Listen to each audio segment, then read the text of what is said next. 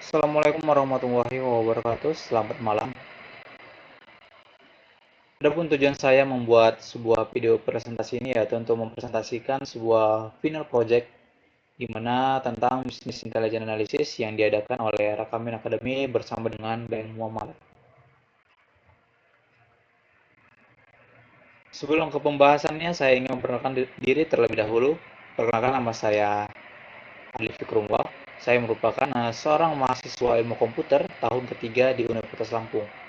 Saya memiliki keinginan yang kuat untuk belajar dan antusias untuk mempelajari hal-hal yang baru setiap hari secara terus-menerus, terutama untuk meningkatkan pengetahuan dan keterampilan di bidang data.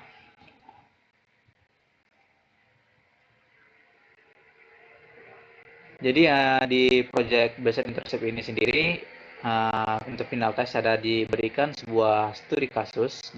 Jadi ada beberapa case study. Jadi di sini saya sebagai analisis di Bank Muamalat ada 5 tes yang harus saya selesaikan. Di antaranya yang pertama itu menentukan primary key pada setiap table yang telah ada, di mana di sini diberi 4 table. Kemudian yang kedua, membuat entity relationship diagram atau ERD dari database. Ketiga, membuat table master dari kolom yang telah ditentukan sebelumnya. Keempat, visualisasikan dashboard kinerja penjualan di Google Looker Studio. Dan yang terakhir, memberikan rekomendasi untuk meningkatkan penjualan dari analisa dan visualisasi yang telah dibuat. Masuk ke case study yang pertama, yaitu identify primary key from a table, di mana di sini ada 4 table, di mana yang table pertama customer table, primary key-nya itu customer ID, kemudian yang kedua ada order table, di mana primary key-nya itu order ID, dan yang ketiga produk kategori, di mana primary key-nya itu kategori ID, dan yang terakhir product table, di mana primary key-nya itu part number. Case studi kedua yaitu identify ARD from the table. Di sini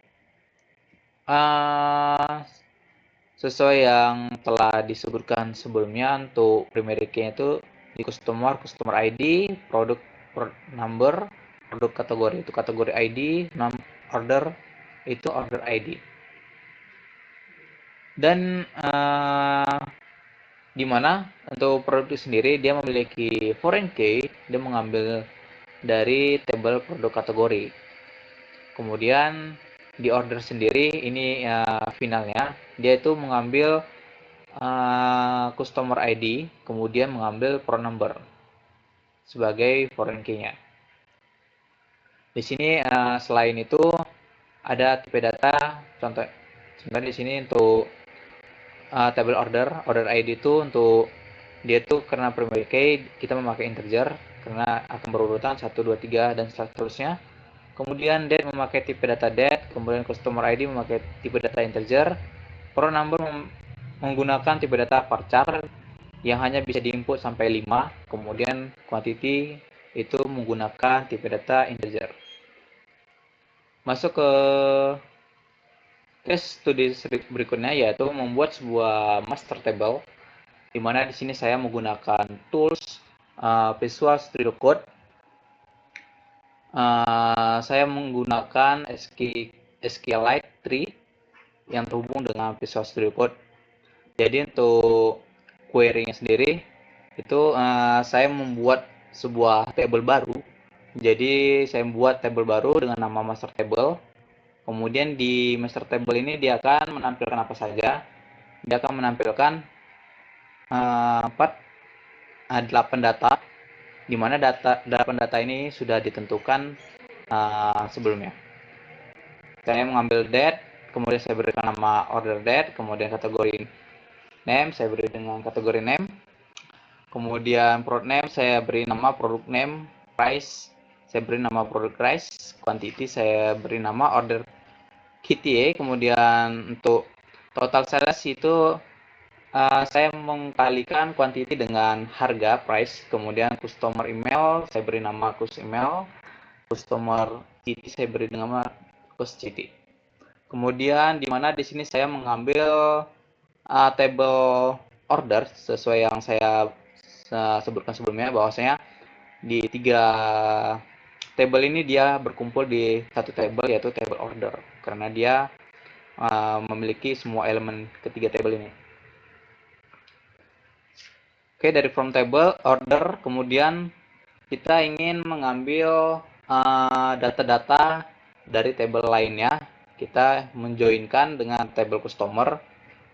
Kita aktifkan di mana apabila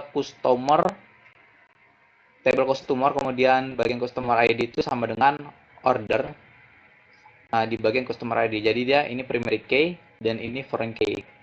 Apabila sama, dia akan mengambil data tersebut. Kemudian di sini mengambil juga table dari produk sama seperti sebelumnya, kemudian produk kategori.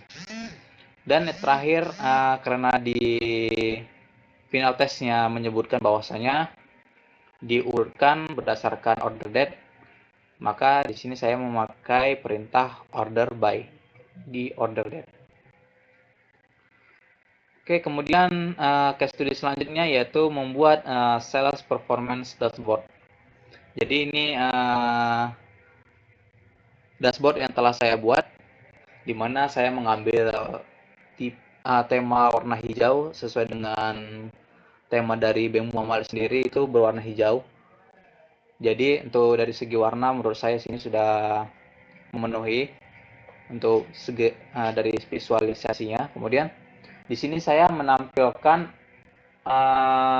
karena disuruh minimal harus ada elemen. Yang pertama itu total order quantity-nya, kemudian total sales, kemudian top 5 kategori by quantity, kemudian top 5 kategori by sales. Kemudian menampilkan total order quantity, total sales di setiap city. Kemudian di sini saya menambahkan 4, di mana di sini ada kategori, kemudian ada product name, kemudian ada city sama amount. Nanti saya demokan di Google Looker Studio ya. Kemudian dari dashboard yang telah saya buat, saya telah mendapatkan insight sama rekomendasi yang akan saya berikan. Yang pertama itu produk robot mencatat total penjualan tertinggi meskipun jumlah pesanan paling sedikit. Berarti menunjukkan bahwa robot memiliki harga yang paling tinggi walaupun kuantitas penjualannya rendah. Tim penjualan disarankan untuk memberikan diskon agar meningkatkan jumlah pesanan. Kemudian yang kedua, e-book itu memiliki jumlah pesanan tertinggi tetapi total penjualannya itu rendah. Oleh karena itu, tim penjualan disarankan untuk menaikkan harga dan menawarkan penawaran khusus untuk pesanan dalam jumlah besar. Kemudian yang ketiga itu Washington sebagai kota dengan penjualan dan kuantitas pesanan tertinggi. Diikuti keduanya yaitu kota Houston. Tim penjualan disarankan untuk memfokuskan upaya mereka di kedua kota ini untuk meningkatkan kinerja penjualan. Sebaliknya, Philadelphia itu memiliki penjualan dan jumlah pesanan yang paling rendah. Divisi penjualan disarankan untuk menganalisis perilaku pelanggan di Philadelphia dan merancang strategi untuk meningkatkan kinerja penjualan di sana. Untuk dokumentasi itu saya upload di GitHub. Untuk link GitHub-nya yang tertera pada slide PPT ini. Kemudian untuk video presentasi ini akan saya upload di YouTube channel saya sendiri. Oke, mungkin presentasi saya PPT ini untuk segitu saja. Saya akan demo di Google Looker Studio-nya. Jadi di sini saya menambahkan 1, 2, 3, ada 3, 4, 5. Ada 5 tab, kemudian di sini ada 4 kontrol, nanti kita bisa menginputkan yang mana saja yang mau dipilih. Contohnya untuk saya ingin kategorinya itu untuk robot. Saya klik robot. Dimana untuk itu mode-nya dia masih semua di select, kemudian city juga semua juga di select. Ini saya setting dia tuh select semua. Nah, tadi untuk bagian robot, dia barang yang terjual itu 1053, kemudian total penjualannya itu 743,505. Karena kita milih robot, maka untuk kategorinya tuh cuma satu saja.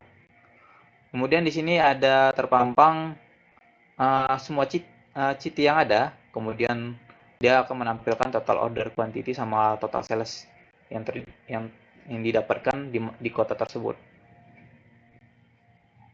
Dimana untuk uh, penjualan yang paling terendah itu dimiliki oleh kota Lehek Akres untuk jika kategorinya itu robot.